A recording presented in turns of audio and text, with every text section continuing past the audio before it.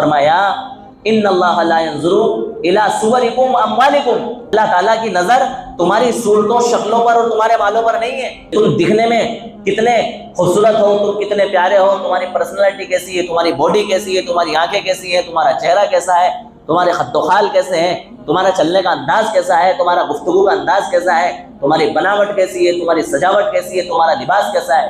نہیں، ان اللہ لا ينظر الی صورکم، اللہ تعالیٰ تمہاری صورتوں کی طرف نظر نہیں کرتا ہے، وَإِلَىٰ أَمْوَالِكُمْ، اور تمہارے مالوں کی طرف بھی اللہ تبارک و تعالیٰ کو کوئی التفات نہیں ہے، تمہارے مالوں کی طرف بھی اللہ تعالیٰ کی کوئی نظر نہیں ہے کہ تمہارے پاس کتنا پیسہ ہے، تم کتنا قیمتی جانور اللہ کے راہ میں قربان کر سکتے ہو، تم کیسے بڑے جانور کی قربانی اللہ کے راہ میں پیش کر سکتے ہو، تم کتنے ہزاروں کی تعداد میں قربانی پیش کر سکتے ہو،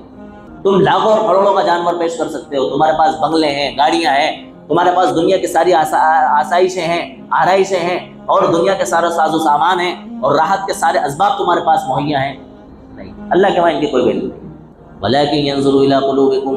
وَأَعْمَالِكُمْ، ہاں لیکن اللہ تعالیٰ تمہارے دلوں کو دیکھتا ہے، تمہارے دلوں میں کیا چل رہا ہے، وَأَعْمَالِكُمْ، اور تمہارے اعمال کو دیکھتا ہے کہ تم اعمال کس طرح سے انجام دے رہے ہو، وَلَٰكِن يَنظُرُ إِلَىٰ قُلُوبِكُمْ، وہ تمہارے دلوں کے جذبوں کو دیکھتا ہے کہ تم کس جذبے کے ساتھ قربانی کا فریضہ انجام دے رہے ہو، تمہارے دل میں کیا ہے،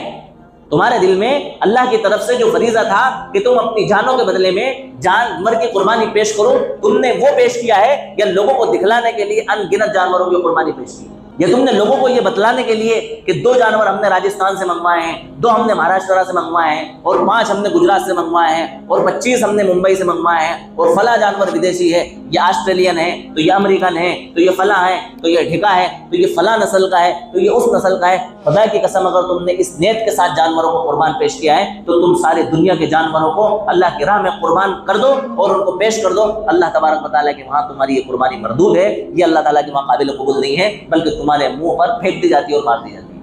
قیامت کے دن اللہ تبارک و تعالیٰ سخی کو بلائیں گے اور اسے پوچھیں گے کہ بتا، ہم نے تجھے اتنا مال دیا تھا، اتنی دولت دی تھی، اتنا پیسہ دیا تھا، اتنا نام دیا تھا، تو نے ہمارے لیے کیا کیا؟ تو کہے گا اللہ میں نے تیری راہ میں بہت مال خرچ کیا، غریبوں کی مدد کی، ضرورت مندوں کی مدد کی، خوب پیسہ میں نے لوٹایا، خوب قربانیاں میں نے پیش کی، سب کچھ میں نے کیا۔ اللہ تعالیٰ کہیں گے جھوٹ بولتا ہے،